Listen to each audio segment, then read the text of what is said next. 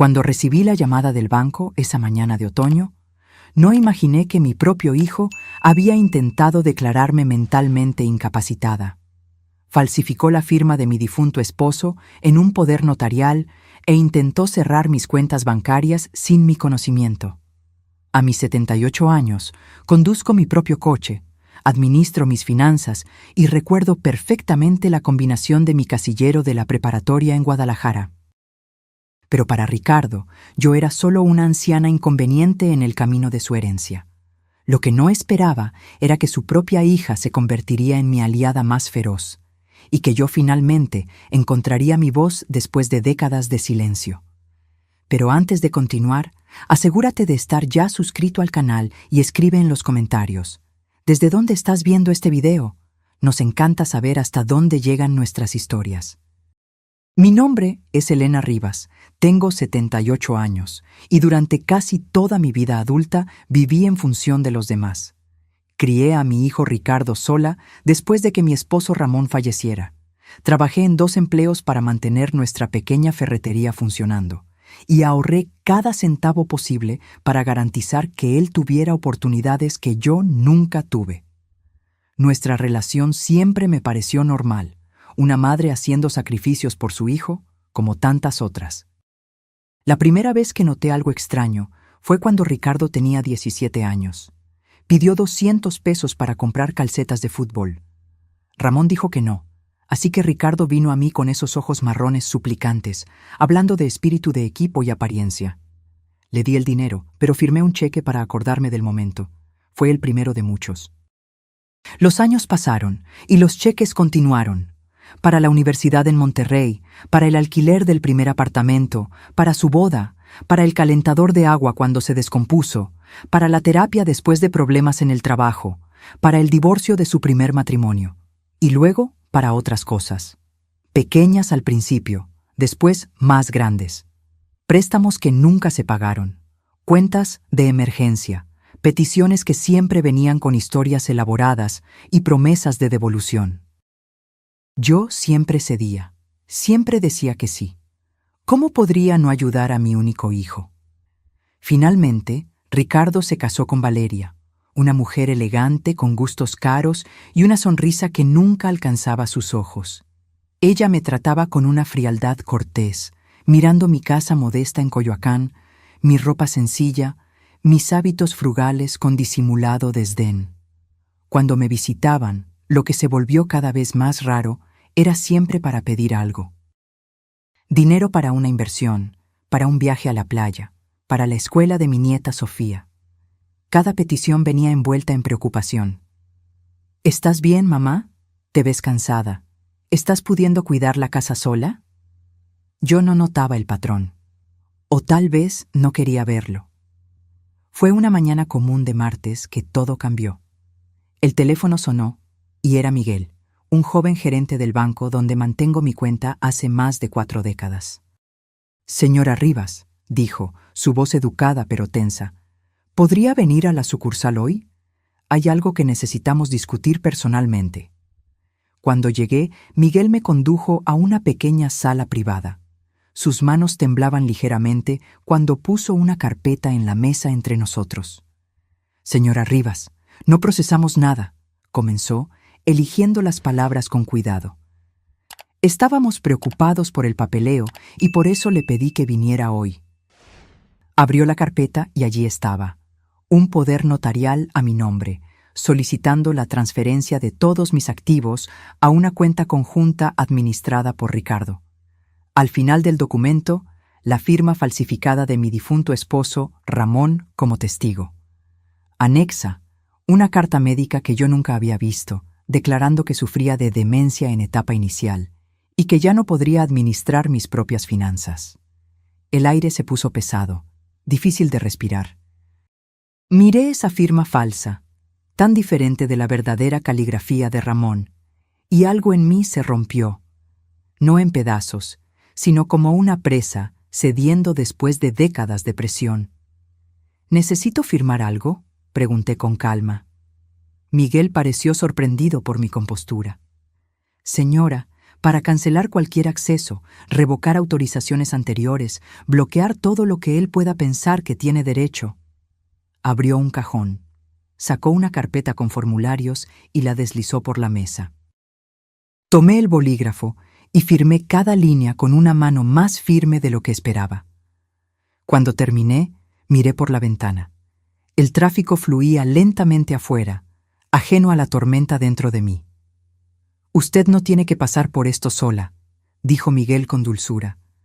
Le sonreí, no con amargura, sino con una extraña tranquilidad que comenzaba a envolverme. «No estoy sola. Tengo una nieta que me trae flores los martes. Y ahora tengo sus formularios». Volví a casa en silencio, el sobre con los documentos falsificados pesando en mi bolso como una prueba de todo lo que me había negado a ver por tanto tiempo. En casa, abrí el cajón donde guardaba todos los cheques cancelados que le había extendido a Ricardo a lo largo de los años. Los esparcí sobre la mesa del comedor y comencé a sumar. El total me dejó náuseas. $412,680. Casi $500,000 a lo largo de 20 años, sin contar las compras del supermercado, los viajes de cumpleaños, las tarjetas de gasolina, las cuentas médicas de mi nieta cuando Ricardo no pudo incluirla en el plan de salud. Mientras miraba esos papeles, el teléfono sonó. El nombre de Ricardo apareció en la pantalla. Dejé que sonara hasta que cayera al buzón de voz. Poco después recibí un mensaje. «Hola mamá, solo para saber cómo estás. Quería avisarte que dejé unos papeles en el banco la semana pasada. Por si pasa algo, ellos pueden llamarte. Nada del otro mundo, solo rutina. Llámame cuando puedas. Rutina». Así fue como llamó a aquello. Intentar quitarme mi dinero, mi nombre, mis derechos. Rutina. Respiré profundo y marqué otro número, uno que no usaba hace casi 5 años. Mi abogada, Claudia Pérez. La última vez que hablamos fue tras el fallecimiento de Ramón. Claudia al habla. «Soy Elena Rivas», dije, mi voz firme. «Necesito cambiar mi testamento». Ella no preguntó por qué, solo dijo, «Ven esta tarde, voy a liberar mi agenda». Cuando llegué a la oficina de Claudia, conté todo sin interrupciones. Ella escuchó atentamente, tomando notas ocasionales. Arqueó una ceja cuando mencioné los documentos falsificados. «¿Quiere presentar una denuncia?», preguntó ella. «No», respondí. «Aún no». Ella asintió. «Pero quiere revocar todo poder notarial anterior y removerlo del testamento. Y quiero constituir un fideicomiso para mi nieta, Sofía». El bolígrafo de Claudia se detuvo sobre la página. «¿Está segura?». «Estoy segura. Ella es la única que aún me llama porque quiere, no porque necesita algo». Pasamos la siguiente hora revisando documentos. Firmé cada uno sin dudar. Cuando terminé, salí de la oficina, me quedé en la acera y miré el cielo. El aire parecía diferente, más ligero, como si algo fundamental hubiera cambiado. Tomé mi celular, me desplacé hasta el nombre de Ricardo y lo bloqueé. Él pudo haber tenido todo. No mi dinero, sino mi confianza. Ahora no tenía una cosa ni la otra. El silencio después de bloquear el número de tu hijo no es paz. Es algo diferente. Un zumbido bajo el suelo que oyes cuando la nevera se cierra, cuando el grifo deja de gotear, cuando la casa entera respira hondo y se da cuenta de que ya no está esperando a nadie entrar. Esa noche no pude dormir. No por nerviosismo, sino por recuerdos. Me acosté en la cama con la lámpara encendida, mirando la misma grieta en el techo que Ramón siempre prometía arreglar. Ricardo era mi único hijo. Lo llevé durante un invierno tan riguroso que nuestra respiración se congelaba en las ventanas por dentro. Di a luz sin anestesia porque el hospital en Toluca estaba lleno.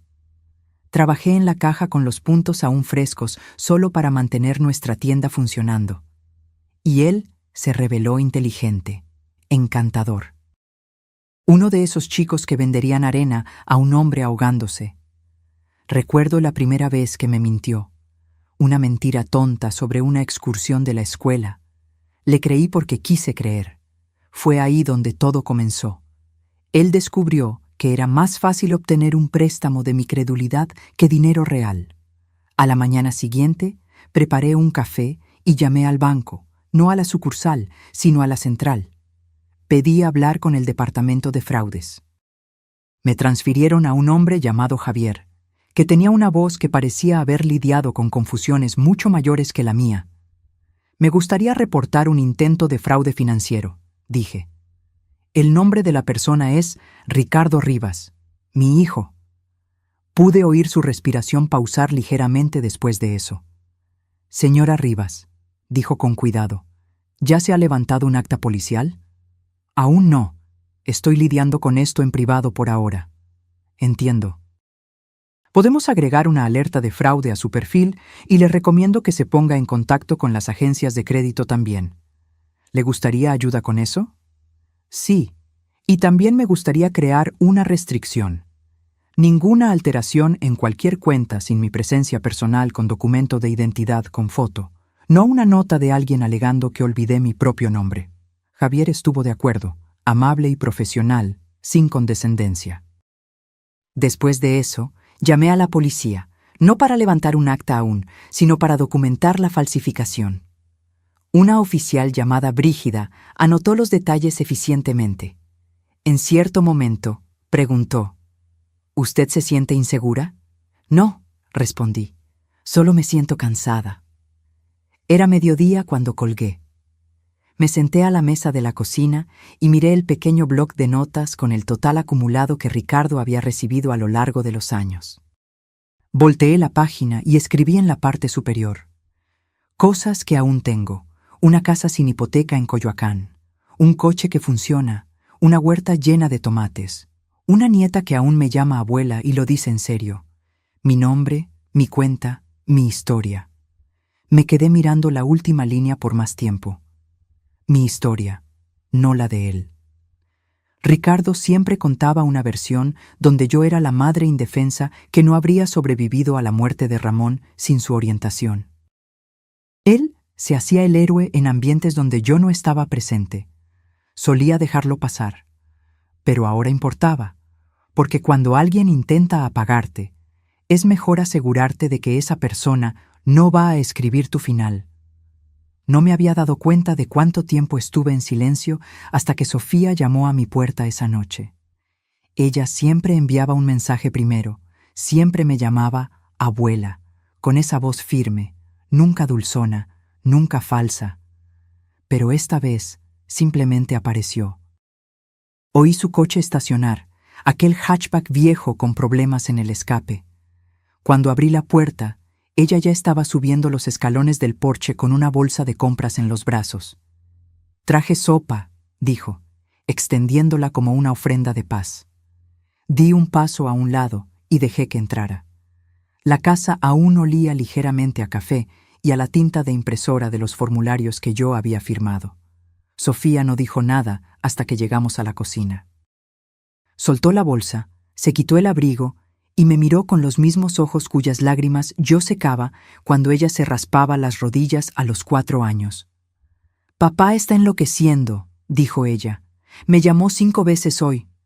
Dijo que estás confundida, que estás exagerando, que tú...» Hizo una pausa. «Puedes estar teniendo un episodio de inicio tardío, sea lo que sea que eso signifique». Mezclé miel en mi té y puse la cuchara en la mesa con cuidado. ¿Él dijo eso? Ella asintió, mordiéndose el labio. Le dijo a la tía Lorena que intentaste cerrar tu propia cuenta y lo olvidaste a mitad del proceso, que el gerente del banco tuvo que acompañarte hasta la salida. ¿Será que...? Sofía se inclinó hacia adelante. ¿Será que eso es verdad? La encaré. No. Ella soltó un suspiro lento y se recostó. Qué bien, porque no parecía tú. Y se lo dije. Dije, si la abuela olvidó algo, es porque está cansada de recordar por todo el mundo. Sonreí con eso, no porque fuera gracioso, sino porque era verdad. No estoy perdiendo la cabeza. Dije más para mí misma que para ella. Pero creo que finalmente dejé de perder la paciencia. Sofía extendió la mano sobre la mesa y tomó la mía. La de ella estaba cálida, ligeramente callosa por el trabajo en la librería. Ella no era el tipo de chica que usaba uñas de acrílico o publicaba selfies. Usaba chaquetas de segunda mano y se acordaba de cumpleaños sin necesitar recordatorios en Facebook. ¿Él realmente intentó cerrar tu cuenta?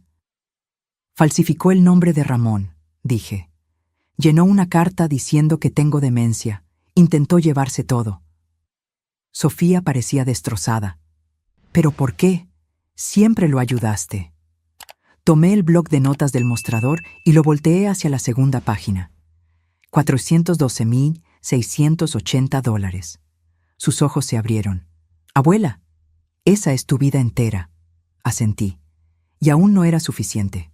Nos quedamos en silencio por un tiempo. Afuera, el viento aumentaba, crujiendo las hojas secas en la acera.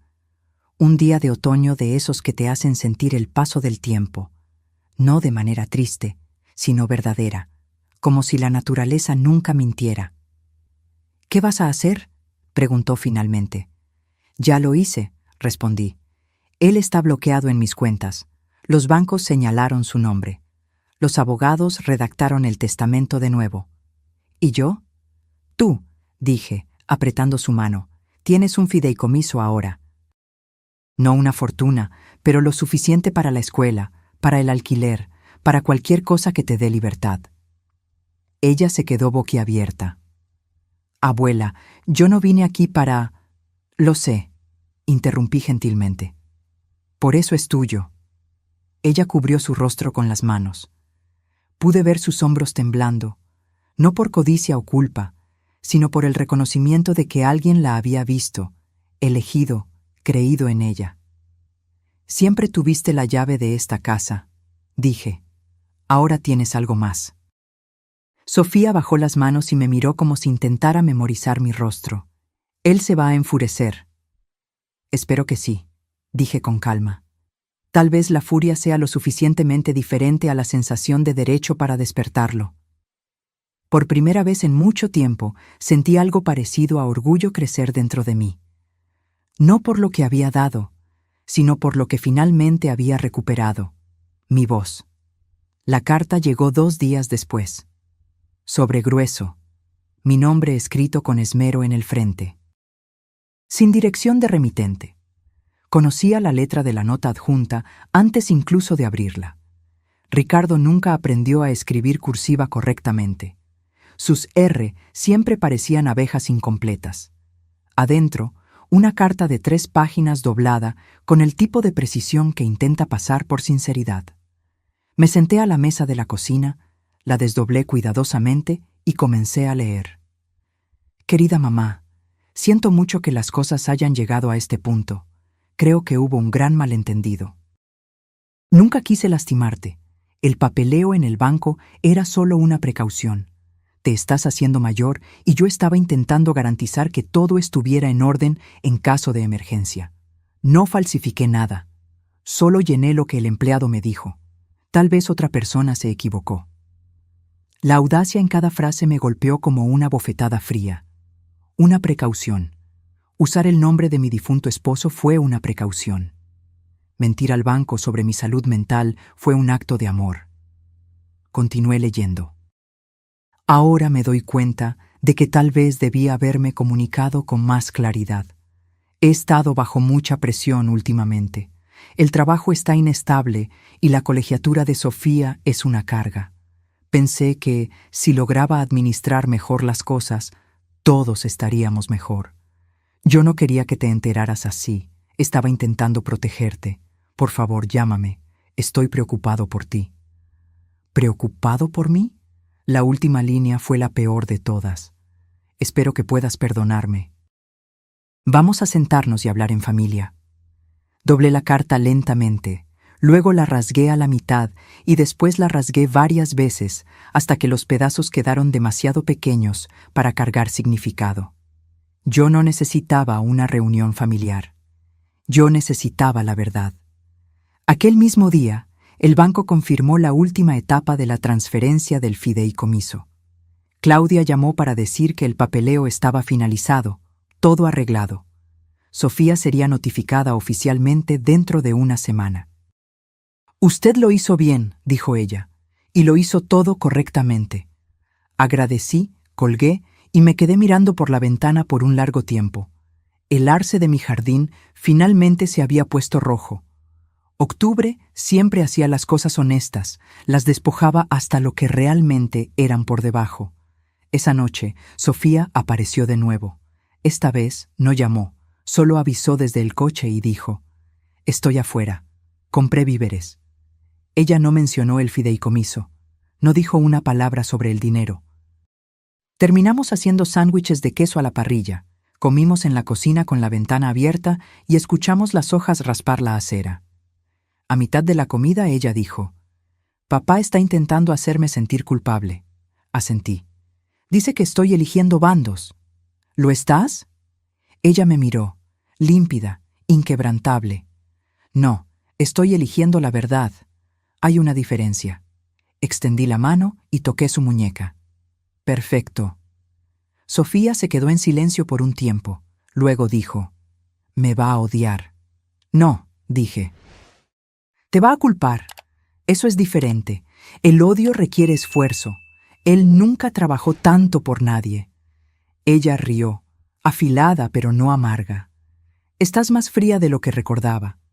«No», dije, «solo finalmente lo suficientemente caliente para mí». Esa noche, después de que se fue, me senté en la sala y tomé el álbum de fotos que no abría hace años.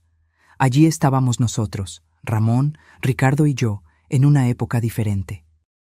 Una época en que el amor no tenía libros de contabilidad, en que los abrazos no eran deudas. Mantuve el álbum abierto a mi lado mientras me adormecía en la silla. Quería acordarme de dónde habíamos comenzado, para nunca olvidar cuán lejos yo había llegado. La primera llamada vino a las 7:42 de la mañana siguiente. Reconocí el número, no el de Ricardo, sino el de su esposa, Valeria. No nos hablábamos hace más de un año. La última vez fue en Pascua, cuando dejó un pastel comprado en la tienda con una nota diciendo: «Estamos ocupados, los queremos». Apenas había subido los escalones. Su perfume permaneció por más tiempo que ella. Esta vez, ella no esperó el buzón de voz. «Elena, ¿hola?», dijo ella, con la voz entrecortada y rápida. «Creo que necesitamos hablar». Yo aún estaba en bata, sosteniendo una taza de té que se había enfriado. Fui hasta la ventana y miré la calle tranquila en Coyoacán. «¿Sobre qué?». Ella suspiró, del tipo teatral. «No quiero entrometerme en lo que sea que esté pasando entre tú y Ricardo, pero estás dificultando mucho las cosas». «No hice una sola llamada», dije. «Es él quien está haciendo el esfuerzo». Ella ignoró. «Sofía nos contó sobre el fideicomiso. ¿Crees que es justo ponerla contra su padre así? Ella es solo una niña». «Tiene 24 años», dije con calma. «Una niña emocionalmente». «Ella no está lista para asumir ese tipo de responsabilidad financiera, y eso pasa el mensaje equivocado». «¿Qué mensaje prefieres?», pregunté.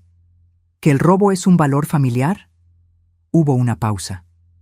«Sé que estás molesta», dijo Valeria con la voz fría. «Pero esto aún puede resolverse, en silencio. No tienes que involucrar abogados. Si pudieras sentarte con Ricardo». Me senté, interrumpí. En mi mente, me senté con todas las versiones de él que ya conocí. El niño que lloró cuando su pececito de colores murió. El adolescente que mintió sobre haber reprobado química. El hombre que me pidió dinero por debajo del agua porque su orgullo no podía aceptar un empleo de verdad. Y yo decidí que esa versión ya se acabó. Siempre tuviste una inclinación por el drama. «No», dije. Finalmente dejé de tener miedo del silencio.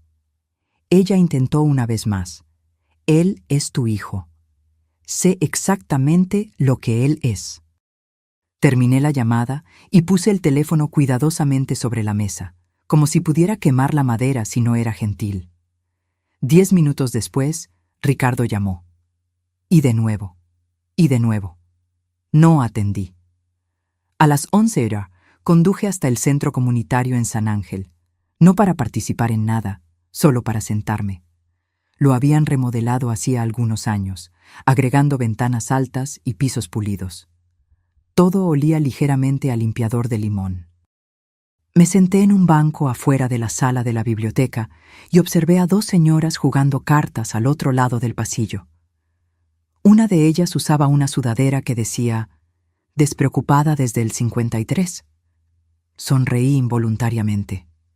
Después de un tiempo, una mujer que no reconocí se sentó a mi lado. Estructura esbelta, abrigo elegante, manos cuidadosamente cruzadas en el regazo. «¿Viniste al taller sobre planificación patrimonial?», preguntó. Negué con la cabeza. «Solo visitando fantasmas». Ella asintió lentamente. Yo también. No conversamos mucho después de eso, pero fue agradable. No ser necesaria, no ser implorada o culpada, solo existir sin propósito. De camino a casa, paré en el correo. Mi buzón estaba casi vacío. Un folleto de cupones, un anuncio de inversiones para la jubilación y un sobre azul claro sin dirección de remitente. Adentro había una tarjeta, sin mensaje, solo una foto de un niño pequeño sosteniendo una nave espacial de Lego, una Polaroid de 1988. En el reverso, con mi letra, la primera gran construcción de Tommy, no deja que nadie toque. La tarjeta había sido doblada, arrugada, redoblada. Tenía pliegues como una carta antigua que alguien no podía tirar a la basura. Conduje a casa con la tarjeta en el asiento del pasajero, mirándola como si pudiera explicar algo, pero no explicaba. Ricardo ya había construido algo con piezas de las que se enorgullecía, y ahora, tantos años después, intentaba desmontar lo que no era suyo. Pero yo no lo dejaría. Ya no. El domingo llegó tranquilo. El tipo de silencio que solía significar algo en esta ciudad. Campanas de iglesia, café lento, vecinos en sus jardines. Ahora solo significaba ninguna llamada de números desconocidos y una excusa menos para ignorar el silencio. Llevé mi té al porche. El aire tenía ese toque frío que octubre trae cuando quiere acordarse de lo que está por venir. Apreté el chal con más fuerza alrededor de mis hombros y observé el mundo despertar lentamente. Un corredor, una ardilla, el niño vecino arrastrando su contenedor de basura con una rueda faltante. Y entonces, un coche que reconocí, el de Ricardo. No el Corolla oxidado que solía conducir. No, este era el modelo más nuevo, elegante, gris, con el plan de pago que yo probablemente financié. Él no estacionó. Se quedó parado. Luego salió, alisó el saco y subió los escalones con esa calma lenta y practicada que usaba en reuniones. Esa que decía, «Ya decidí cómo termina esta conversación». No me moví. Él se detuvo a medio metro de mí, con las manos en los bolsillos del abrigo. «Mamá, no devuelves mis llamadas». «No». Él asintió como si yo hubiera confirmado algo. Quería hablar personalmente. Tomé un sorbo de mi té. «Sé que las cosas fueron malinterpretadas», dijo él. «Falsificaste una carta». Él apretó los dientes. «No es así como yo lo describiría». Alcé las cejas. «Pensé que teníamos un acuerdo», continuó él, «que yo ayudaría a administrar tus negocios.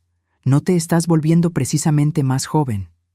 Lo miré, parado allí como un hombre que cree que la edad es un argumento. ¿Crees que viví 78 años solo para olvidar quién soy? Mamá, por favor, no lo hagas más difícil de lo que ya es. No, dije con calma.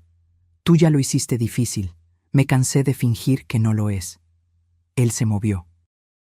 La brisa tiró de su abrigo. Entonces ese es esto.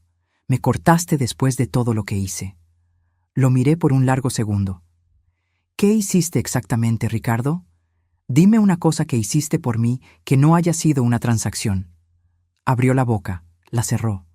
Sofía es la que llama, la que me visita, la que pregunta cómo estoy sin pedir nada a cambio. Ella es solo una niña. Ella es 2 veces el hombre que tú ya fuiste. Eso lo golpeó. No como una bofetada, ni siquiera como crueldad, sino como verdad. Del tipo que duele porque encaja. Necesitaba ayuda, dijo él finalmente. No sabía cómo pedir de otra forma. No pediste, robaste. Nos quedamos allí por un momento más, ambos envueltos en nuestro propio silencio terco. Luego él dijo: «La gente va a hablar. Déjalos.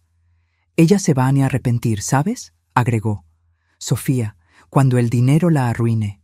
Me levanté. «¿Quieres que crea que ella va a fracasar porque tú habrías fracasado?». Ricardo parpadeó. «Yo te di más que dinero», dije. «Te di tiempo, refugio, perdón. Tú transformaste todo eso en una herramienta de palanca y lo perdiste». Él miró al suelo. «¿Entonces, vas a desechar a tu propio hijo?». «No», dije. «Tú lo hiciste. Yo simplemente me niego a recogerte». Y con eso me di la vuelta y entré. No golpeé la puerta.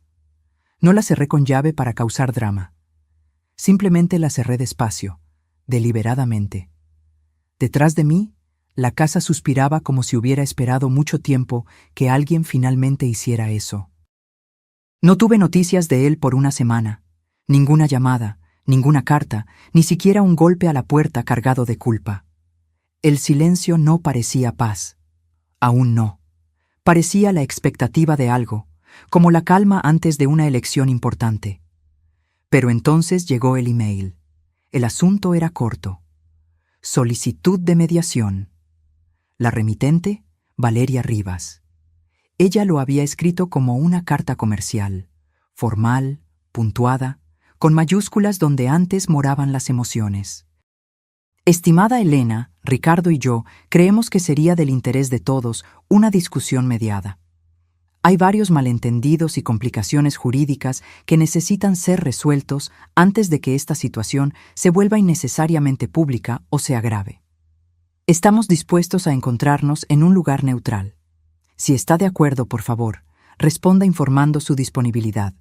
Esperamos lidiar con esto con madurez y respeto». No respondí, no porque no tuviera palabras, sino porque ellos no merecían más las mías. Imprimí el email, lo doblé a la mitad y lo puse bajo el pisapapeles de cerámica que Ramón me dio el año en que se olvidó de nuestro aniversario. Un pequeño pedido de disculpas en forma de faro. Antiguamente parecía romántico. Ahora parecía más una advertencia. 2 días después llegó una carta del abogado de ellos. La abrí con manos firmes, sentada a la mesa del comedor con mi té y el zumbido bajo de la radio detrás de mí. El nombre en el encabezado de la carta era desconocido, pero el tono era bastante familiar, educado, cargado de presión, disfrazado de sugerencia, pero aguzado por dinero. Nuestros clientes, señor y señora Rivas, creen que las recientes alteraciones hechas a los documentos de planificación patrimonial fueron realizadas bajo coacción emocional y sin orientación jurídica adecuada.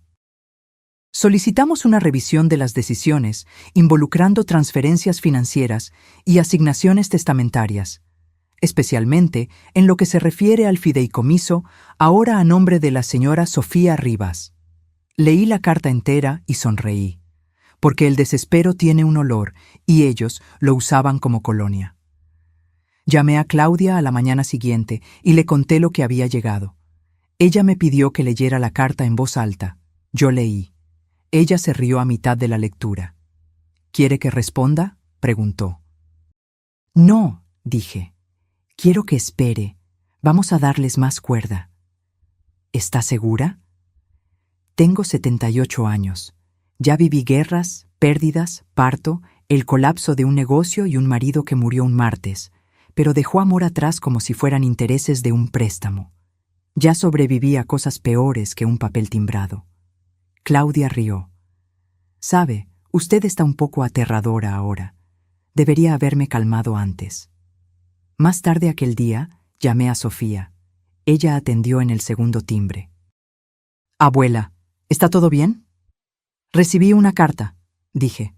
Hubo una pausa. «¿De ellos?». Asentí. Luego recordé que ella no podía verme. «Sí, quieren mediación. Valeria escribió primero, después el abogado». Sofía no dijo nada por un momento. Cuando finalmente habló, su voz era baja. «Yo puedo devolverlo, abuela. El fideicomiso. Si es para... No. Pero si ellos... No, dije de nuevo. Tú no vas a devolver lo que no fue robado. Tú no pediste por eso. Yo te lo di. Eso importa. No quiero empeorar las cosas. No lo estás, dije. Fuiste tú quien mejoró las cosas. Ella soltó un suspiro que pude oír temblar un poco. Probablemente irán tras de ti a continuación, agregué. Culpa, amenazas, cenas familiares con silencio y miradas pesadas. Solo sabe que confío en ti. No voy a desistir, dijo ella. Lo prometo. Lo sé. Esa noche me senté en la sala de estar con la lámpara baja y la carta a mi lado. Pasé los dedos sobre el nombre grabado en relieve del abogado de ellos, un hombre que probablemente pensó que una mujer de 78 años, sin educación formal, temblaría ante una carta intimidante. Él no sabía que yo solía arreglar válvulas de plomería comercial con mis propias manos, que yo podía calcular intereses compuestos más rápido que sus practicantes, que una vez salvé nuestra tienda de la ejecución hipotecaria vendiendo 50 podadoras de césped en un único fin de semana porque prometí a cada cliente un pastel casero. Yo no me asustaba fácilmente. Que mandaran cartas, que llamaran a esto guerra. Ya estuve en batallas en que el enemigo usaba luto, no Gucci. Esto era un ajuste de cuentas. La próxima escalada no vino por correo. Vino como un golpe. Un ritmo lento y deliberado, no amistoso, no nervioso. El tipo de golpe que significa control. No me moví al principio. Estaba en el cuarto trasero, separando las sábanas de invierno. Pero los golpes continuaron, pacientes y comedidos. Cuando abrí la puerta principal, Valeria estaba en mi porche con un abrigo de camello. El cabello estaba tan recogido que parecía una máscara. Ella tenía un portapapeles en los brazos. Ni un bolso, ni una bolsa, ni siquiera guantes, aunque la mañana estaba lo suficientemente fría para arder. «Buenos días, Elena», dijo ella como si esto fuera normal. «No lo es», dije, y no la invité a entrar. Ella no esperó, simplemente dio un paso adelante como si mi puerta fuera la de ella. Me quedé parada en el umbral, bloqueando la entrada. Ella ajustó el portapapeles. Pensé que podríamos hablar personalmente. No respondiste a ninguna de nuestras comunicaciones. Eso es intencional. Ella sonrió, educada y brusca. Entiendo que estés molesta. No estoy molesta, dije. No estoy interesada. Ella miró dentro de la casa, detrás de mí, como si buscara señales de insensatez. Un desorden, una estufa olvidada, algo que ella pudiera usar. Tomaste decisiones que afectan a toda nuestra familia.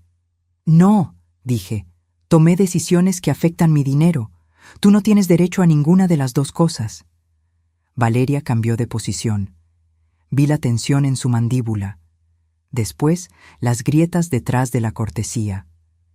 Estás dificultando las cosas para Sofía. Ella se está arreglando muy bien. Ella está siendo manipulada. Siempre tuviste una extraña influencia sobre ella. Casi me río. Estás confundiendo amor con influencia, fácil de hacer cuando nunca sentiste ninguno de los dos. Fue suficiente. Sus ojos se endurecieron. Ella extendió el portapapeles. Estoy aquí para hacer una propuesta final. Si disuelves el fideicomiso y devuelves los fondos a una cuenta central de la familia, abandonaremos todas las investigaciones legales y cuidaremos de todo discretamente. Sin daños a la reputación, sin atención innecesaria. Yo no tomé el portapapeles. ¿Crees que tengo miedo de llamar la atención?, pregunté. Creo que no estás pensando con claridad. Esto hiere a todo el mundo. Esto protege a todo el mundo de él. Ella respiró profundo. Él es tu hijo, asentí, y tú eres su espejo. Por un largo momento, ninguna de nosotras se movió. Entonces, ella abandonó completamente la actitud educada. «Ustedes están quemando el puente», dijo ella secamente. «No», respondí. «Ustedes dos le prendieron fuego hace años. Yo simplemente dejé de fingir que era un camino». Ella se dio la vuelta bruscamente y bajó los escalones, los tacones chasqueando como acusaciones. El portapapeles permaneció en sus manos, sin firma. Me quedé parada en la puerta, observándola partir, el viento balanceando su abrigo. Poco antes de llegar al coche, ella se dio la vuelta. «Tú le enseñaste a Sofía a ser cruel». Sonreí. «No, yo le enseñé a no heredar el silencio». Y entonces cerré la puerta. Esta vez la cerré con llave, no por miedo, sino por determinación. Más tarde esa noche encontré un mensaje de voz de Sofía. «Abuela, ella pasó por ahí. Oí de papá. Él dijo algo sobre una última rama de olivo. Yo solo. Estoy preocupada. ¿Estás bien?» La llamé inmediatamente. Su voz estaba tensa cuando atendió. «Estoy bien», dije gentilmente. Y ella trajo un portapapeles, no una rama de olivo. «¿Firmaste algo?» «Yo no firmo mentiras». Ella se quedó callada. «Entonces, yo les dije que no me encontraría con ellos sin ti.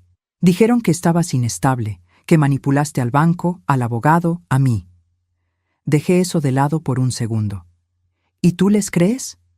«No», dijo ella, pero aún dolió escuchar eso de él. Sé que nos quedamos en silencio por un tiempo, sentadas en casas diferentes con el mismo dolor. El dolor de darse cuenta de que la familia puede decepcionar más profundamente que cualquier extraño. Finalmente, ella dijo: «No voy a devolverlo». «El fideicomiso. No me importa lo que amenacen». «Lo sé», susurré. Y yo creí en ella. Porque Sofía, a pesar de toda su juventud, heredó algo que yo casi olvidé que necesitaba transmitir. No solo dinero, sino coraje. Una vez leí que la fuerza no es ruidosa, es silenciosa, enraizada, lenta para doblarse. En esa semana, la mía sonó como tazas de té regresando delicadamente a sus platillos, como un teléfono que no atendía, como papel deslizándose dentro de una carpeta, un documento a la vez. Sin gritos, sin represalias, solo silencio, pesado, deliberado. Pero no todos apreciaban ese tipo de silencio. 2 días después de la visita de Valeria, recibí un mensaje de un hombre llamado Pedro Lara, consultor financiero, aparentemente de Ricardo y Valeria. Dejó un mensaje de voz con un tono de voz que parecía recién impreso. «Señora Rivas, represento ciertos intereses de su hijo y de su esposa. Estoy entrando en contacto para solicitar aclaraciones sobre transferencias recientes de activos. Creemos que algunas de ellas pueden haber ocurrido bajo presión emocional y hay preocupaciones en cuanto a su capacidad de lidiar con decisiones tan significativas. Si está dispuesta, nos gustaría ayudar a reequilibrar su patrimonio de forma a proteger su legado y la unidad familiar».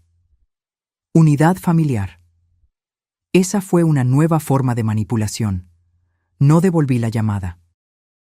En su lugar, reenvié el mensaje de voz a Claudia. Ella respondió en menos de 1 hora. «No se preocupe, están pescando, pero les enviaré un contacto formal a ellos. Es hora de registrar el caso». «Perfecto. Dejen que hablen con abogados. Dejen que paguen por cada hora que intentan distorsionar la verdad y transformarla en duda. Yo ya pasé años suficientes subsidiando sus planes. Ahora ellos podrían subsidiar sus propias fantasías». Más tarde esa noche, preparé un pastel. No para ellos, sino para mí, pan de plátano. Con la receta que la madre de Ramón me dio cuando nos casamos, borroneada en mi letra, la tinta desvaneciéndose donde yo había derramado vainilla. Hacía años que yo no hacía pastel sin una ocasión especial, sin cumpleaños, sin recaudación de fondos, sin compromiso, solo porque yo quería que la casa volviera a oler caliente. A mitad del pastel, el timbre sonó. Por un momento, pensé en ignorar, pero algo me dijo que no eran ellos. Abrí la puerta y encontré a Sofía. Ella sostenía una pila de papeles, los hombros encorvados, los ojos cansados. «¿Estoy interrumpiendo?» «Solo el pan», dije. «Entra». Nos sentamos en la cocina, el horno zumbando detrás de nosotras. Ella puso los papeles en la mesa, impresos, extractos, emails. Yo no leí, solo la miré a ella. Creo que están investigando, dijo ella, intentando descubrir algo sobre mí. Valeria preguntó si yo ya había usado los fondos fiduciarios. No los usé, ni $1. Pero ella dijo que si yo gasto en alquiler, ellos me van a acusar de uso indebido de bienes. Ellos no tienen acceso, dije. Están intentando, susurró. Están haciendo llamadas, haciendo preguntas en mi trabajo. Mi orientador dijo que hasta contactaron a la secretaría de la universidad. Están esperando que tú cedas. Sofía miró hacia abajo. Parte de mí quiere ceder solo para hacer que esto pare. No, dije. No se da a los cobardes lo que ellos quieren. Ella asintió lentamente, pero yo vi el peso en su espina dorsal, la forma en que sus dedos pinchaban la esquina del papel. Ellos no me ven como una persona, dijo, solo una pieza de ajedrez. Ellos no ven a nadie como persona, dije, solo medios para un fin. Me levanté y serví té. Ella tomó el suyo con miel, siempre lo había hecho. Recordé la primera vez que le di una taza así. Ella tenía 8 años y estaba con fiebre. Me quedé sentada a su lado toda la noche, leyendo libros de historias antiguas, hasta que ella finalmente se durmió con la cabeza en mi regazo. Ellos habían olvidado que esa chica existía. Yo no lo había hecho, y nunca lo olvidaría. Cuando el pan de plátano estuvo listo, comimos 2 rebanadas cada una, calientitas. Sin platos, solo servilletas y manos. No hablamos más sobre dinero después de eso, ni sobre leyes, ni sobre tácticas. Solo hablamos sobre libros. Lo que ella estaba leyendo, lo que yo pretendía leer. Aquellos que Ramón nunca más devolvió a la biblioteca. Cuando ella se fue, me abrazó fuerte y susurró: «Estoy orgullosa de ti». Las palabras penetraron en mí como agua en la tierra seca. Después de que ella se fue, me quedé parada en la puerta por un largo tiempo, sosteniendo mi chal cerrado, observando la noche. Mi hijo estaba en algún lugar allá afuera, furioso, arrogante, conspirando. Pero aquí adentro solo había paz y pan de plátano. Pensé que ellos se echarían atrás, que después de la carta del abogado, después del silencio, después de la puerta por la que Valeria se alejó, ellos perderían el aliento, el coraje. Pero personas como ellos no se echan atrás.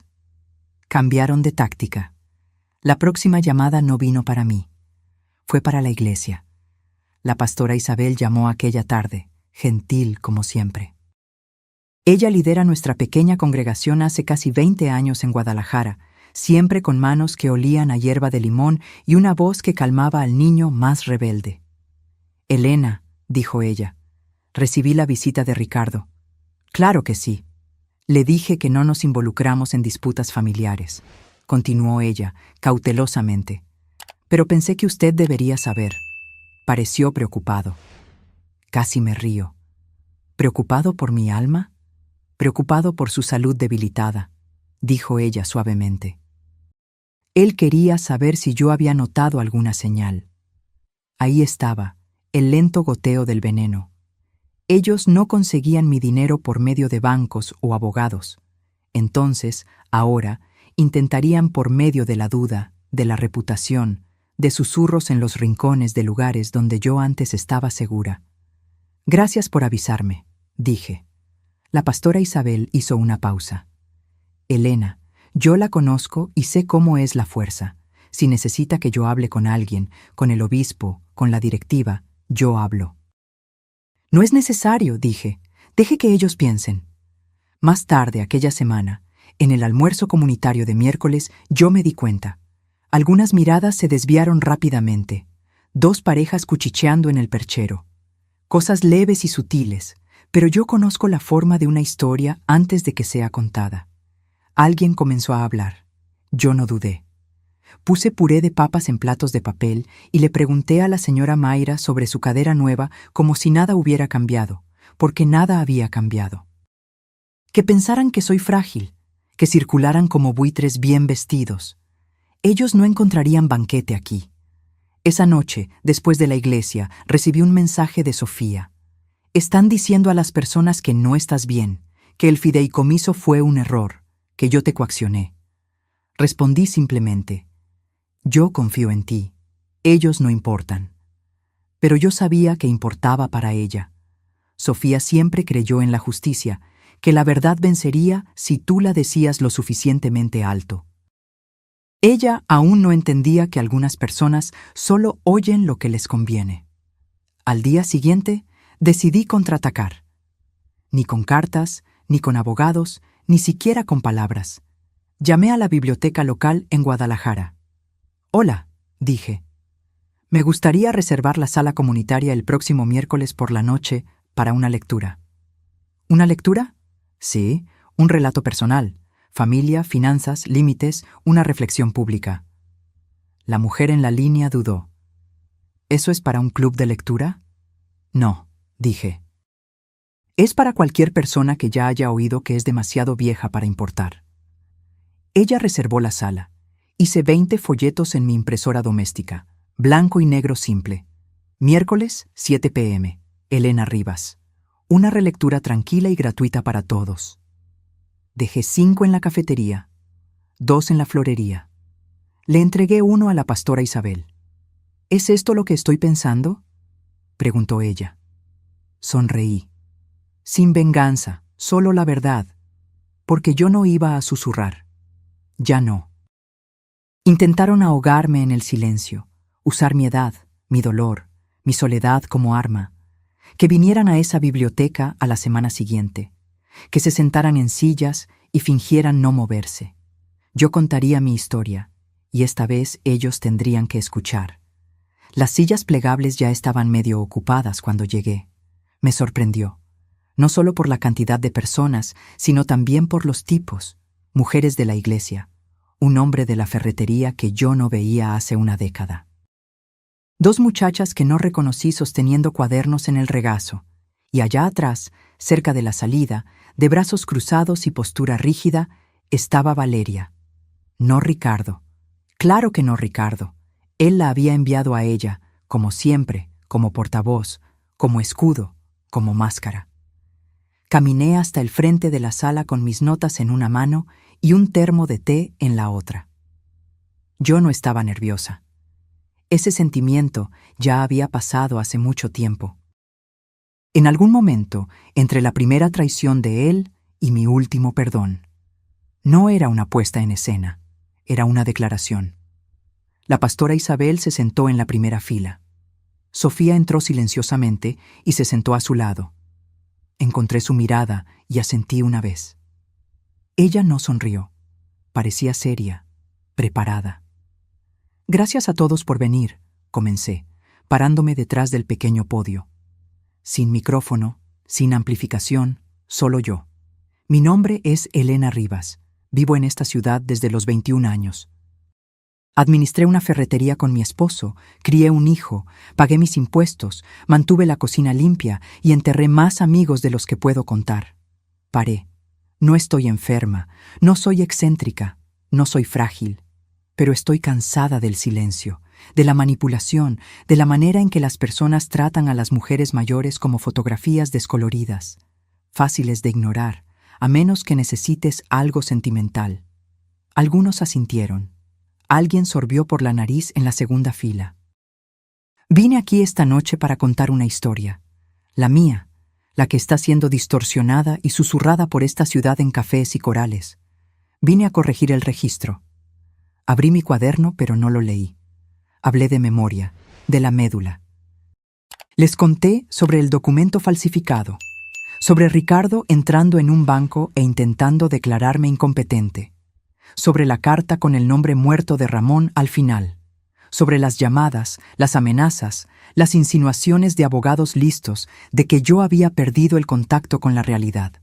No lloré, no grité. Yo simplemente dije la verdad línea por línea, como clavos en la madera.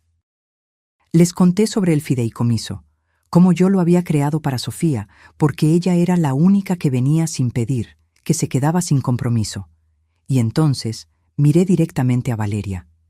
Ella me dijo que yo estaba destruyendo a la familia, Yo dije, ¿pero cómo se llama a una familia que solo se mantiene unida por el miedo y la obligación? ¿Será que eso vale la pena salvar? Valeria no parpadeó, pero sus dedos apretaron el bolso. No estoy pidiendo piedad. No estoy pidiendo aplausos. Solo quiero que la verdad viva en algún lugar fuera de mi cuerpo antes de que sea demasiado tarde. Respiré profundo. Sé que muchos de ustedes tienen hijos, nietos. Sé que algunos de ustedes tienen secretos, vergüenza, tal vez arrepentimiento. Tal vez usted está ahí pensando, me quedé quieto por demasiado tiempo. Yo conozco esa sensación. Miré alrededor de la sala a la mujer de la tienda de la esquina que un día me prestó azúcar. Al hombre que administraba la funeraria, a Sofía observándome como un faro. Bueno, dije, soy yo diciendo que nunca es demasiado tarde. Di un paso hacia atrás. Ninguna reverencia, ningún adorno, solo el silencio de una sala aprendiendo a escuchar de nuevo. Después, no hubo aplausos, solo algo mejor. Silencio, el tipo de silencio que no necesita ruido para probar que te oyó. Entonces, una a una, las personas se levantaron. Algunas estrecharon mi mano, otras me abrazaron. Algunas solo asintieron, ojos vidriosos, labios apretados. Yo no necesitaba palabras. Ya tenía suficiente de ellas esta noche. Sofía vino por último. Ella no dijo nada, solo me abrazó como si estuviera intentando mantener unido todo lo que el mundo intentó destruir. Y entonces susurró, «Parecías más alta esta noche». Yo reí. Es lo que pasa cuando dejas de cargar la vergüenza. Detrás de ella, Valeria ya se había ido, escabulléndose por la puerta lateral como humo, como culpa, intentando evitar la luz del día. A mí no me importaba. Dejé que ella huyera. Dejé que ella contara. Dejé que ellos humearan en sus cuartos, llenos de resentimiento y descontrol. Yo había hecho lo que vine a hacer. Y esa noche, por primera vez en mucho tiempo, dormí sin soñar con explicaciones. Me desperté con rosas. 3 tallos amarillo claros en un tarro de vidrio dejado en mi porche sin nota. Sin tarjeta, sin firma, solo las flores puestas delicadamente al lado de la puerta, como una gratitud que no necesitaba ser rastreada. Yo sabía que eran de alguien que había estado allí, alguien que había oído. Adentro, la tetera silbaba. Serví mi té, me senté cerca de la ventana y observé la calle respirar. Un paseador de perros pasó, un chico con una mochila demasiado grande para su cuerpo. La vida, sin saber que algo había cambiado, pero había cambiado. No en los titulares, no en documentos legales, aquí dentro. Más tarde esa mañana, Sofía llamó. «Están callados», dijo ella, «demasiado callados». Ella se refería a Ricardo y Valeria. Yo entendía la preocupación. Aquella quietud no era rendición, era estrategia. La tranquilidad de quien piensa a largo plazo, que no le importa esperar si cree que tú te vas a cansar. Pero yo no estaba cansada. Ya no. Ellos saben ahora, dije. Todos ellos. La ciudad, la iglesia, tu jefe, el banco. Aquella historia que ellos estaban intentando inventar ahora tiene un contrapeso. Sofía suspiró. Sigo recibiendo llamadas de un número que no deja mensajes de voz. Bloquéalo. Sí, pero parece que están rondando, esperando por algo. Están esperando que cedas, dije. Así que no cedas. Hubo una pausa. Ellos no están acostumbrados a oír no. Están a punto de volverse fluidos en eso. Colgué y me vestí lentamente. Yo estaba yendo a la ciudad de Guadalajara. No para hacer recados, sino para recibir regalos. A veces, solo ser vista importa. En la cafetería, la dueña, Miriam, me ofreció el té por cuenta de la casa. Ella no dijo el motivo, y yo no pregunté. Una solidaridad silenciosa se instaló entre nosotras. Me senté cerca de la ventana y leí el periódico, dejando que la normalidad se instalara en mis huesos. Entonces, Valeria entró. Sin portapapeles esta vez, sin armadura de abrigo, solo jeans, un suéter y un rostro que parecía esculpido en mármol frío.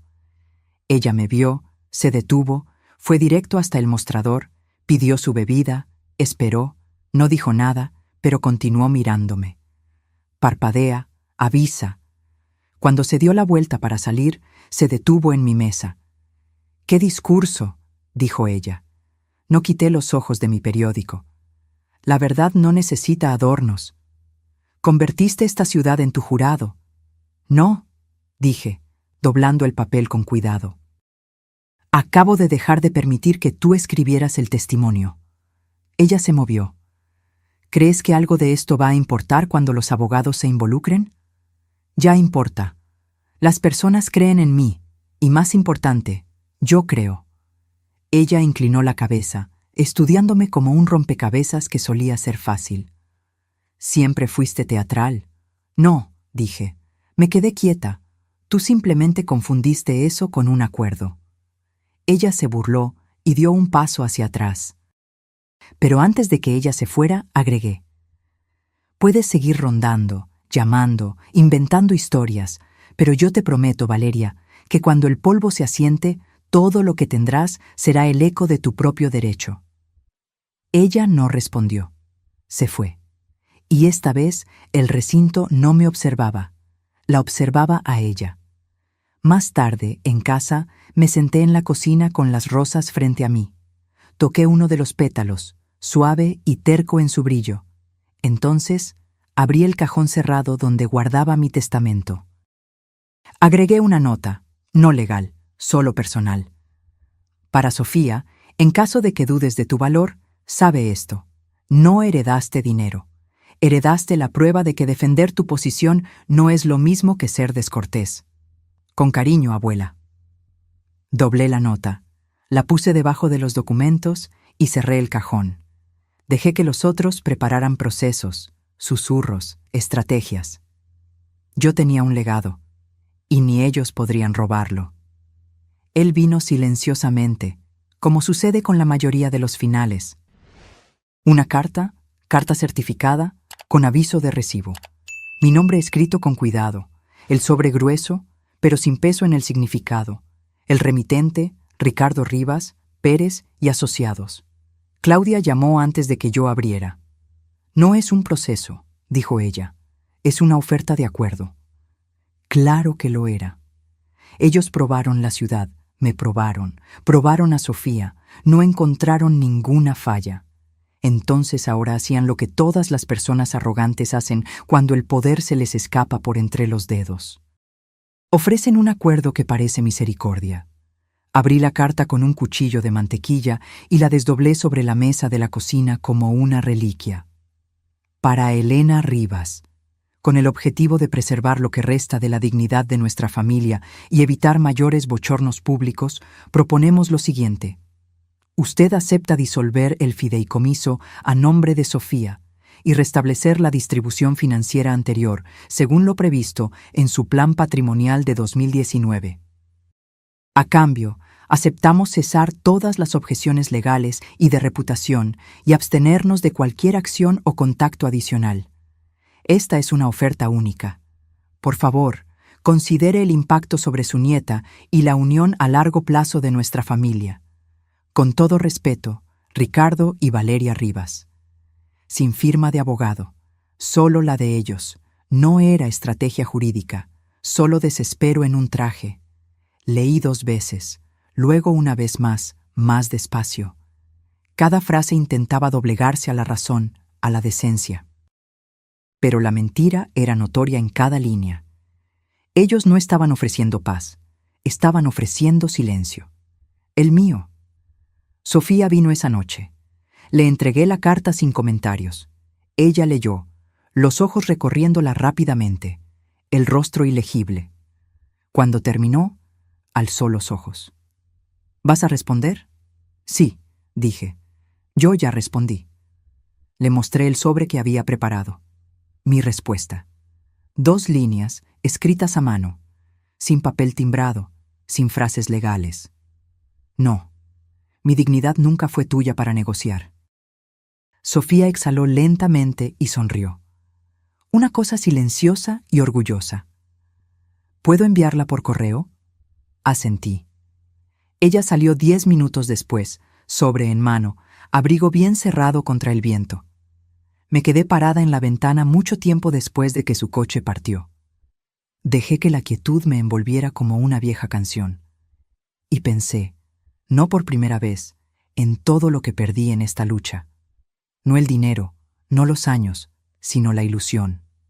La idea de que amor y lealtad siempre vienen en conjunto. Que si tú te entregas lo suficiente, explicas lo suficiente, esperas lo suficiente, las personas se volverán quienes tú esperabas que fueran. Ellas no se vuelven. A veces, ellas se vuelven versiones más ruidosas de sí mismas. Y a veces, la mejor cosa que puedes hacer, la cosa más amorosa, es no perseguir, no implorar, no enseñar, sino detenerte, afirmar los pies en la verdad y dejar que los otros se pierdan. Esa noche escribí una carta más, no para Ricardo, no para Valeria, para mí misma. Elena, esperaste demasiado para creer que tenías razón, pero ahora crees, y eso cuenta, que el mundo llame a esto terquedad. Tú conoces esto como supervivencia, tú conoces esto como paz, que esto sea suficiente. Puse la carta en el fondo de mi cuaderno y lo cerré con cuidado. Entonces apagué las luces, cerré las puertas con llave y dormí. Sin sueños, sin fantasmas, sin ruido, solo sueño. El sol nacía a través de las cortinas de encaje, suave y sin prisa. Octubre estaba menguando. El dorado daba lugar al gris, el tipo de aire que huele a finales. Me levanté despacio, sin prisa, sin teléfono que mirar, sin carta que esperar. El buzón estaba vacío hace días. El silencio ahora parecía merecido, como un cuarto aireado después de años de aire viciado. Sofía apareció con rollos de canela, aún calentitos en la caja. Nos sentamos a la mesa de la cocina como de costumbre. La radio murmuraba canciones antiguas cuyas letras ambas fingíamos no saber. Ellos se quedaron silenciosos, dijo ella entre mordidas. Ellos van a continuar así, respondí. Ella asintió. Papá me excluyó de la lista de amigos. Borró fotos antiguas también. Me encogí de hombros. Deja que él borre. Aún tenemos memoria. Ella sonrió, pero era una sonrisa cansada. No la sonrisa de una niña. La de una mujer. El tipo de sonrisa que aprendió que algunas personas no vuelven, y eso no siempre es una tragedia. La miré y la miré de verdad. Ella no cargaba solo mi sangre. Ella cargaba mi lección. Ella no pidió poder. Ella no exigió herencia. Pero cuando le fue ofrecida la oportunidad de presentarse, de asumir la verdad y mantenerla firme, ella lo hizo sin temblar, sin disculparse. Eso es legado. No propiedad, no bienes, no nombres en escrituras, sino coraje. Antes de partir, ella preguntó, ¿te arrepientes de algo? Pensé en eso por un momento y luego negué con la cabeza. No, dije, pero me arrepiento de haber esperado tanto para dejar de disculparme. Sofía se inclinó y besó la parte superior de mi cabeza. Te amo, dijo ella. Lo sé, respondí. Ella salió a la mañana, aún con un olor a canela en el aire. La observé alejarse y sentí algo cambiar. No un fin, sino un acuerdo, como polvo finalmente eligiendo el suelo. Esa tarde escribí una última cosa, solo una línea corta en la última página de mi cuaderno. Que el silencio que escogiste sea la paz que nunca te dieron. Cerré el cuaderno y lo puse en el cajón de arriba junto con el resto. El testamento, el fideicomiso, los documentos que un día intentaron quitarme. Todo aún está aquí, todo aún es mío. Me levanté, preparé una taza de té y me senté cerca de la ventana. El arce en el jardín ya había perdido la mayor parte de las hojas. Restaban solo algunas, pero las que restaban se sujetaban con sinceridad, así como yo. Un año pasó desde aquel miércoles en la biblioteca. Las estaciones cambiaron, personas vinieron y se fueron. Ricardo y Valeria se mudaron a otro estado. Lo supe por casualidad, a través de una conocida que los vio cargando muebles a un camión de mudanza. No pregunté para dónde iban, no importaba. Alguna ciudad distante donde pudieran comenzar de nuevo, contar una historia diferente sobre quiénes eran. Sofía terminó su maestría y consiguió un empleo en una editora en la ciudad vecina. Ella usa parte del fideicomiso para pagar un apartamento pequeño, pero acogedor, y el resto permanece intacto, creciendo lentamente, como yo esperaba. No es una fortuna, pero es lo suficiente para darle espacio para respirar, para no necesitar decir sí cuando debería decir no. Los martes, ella aún me trae flores. No porque deba, sino porque quiere. Mi casa permanece la misma, aunque hice algunos cambios. Pinté la cocina de amarillo, algo que Ramón siempre prometió hacer pero nunca tuvo tiempo. Planté nuevas orquídeas en el jardín, variedades más osadas que florecen en colores sorprendentes. Comencé a enseñar una clase de memorias en la biblioteca local, donde personas de todas las edades vienen a compartir sus historias. Claudia me llamó la semana pasada para decir que los fondos fiduciarios están seguros, blindados contra cualquier intento futuro de objeción. «Usted ganó», dijo ella, una sonrisa audible en su voz. Pero yo sabía que no se trataba de ganar. Se trataba de dejar de perder, dejar de entregar pedazos de mí misma con cada cheque, cada disculpa, cada silencio forzado. Ayer recibí una tarjeta postal, sin remitente, solo mi nombre y dirección escritos con aquellas R que parecen abejas inacabadas. En el reverso, solo 2 palabras: lo siento.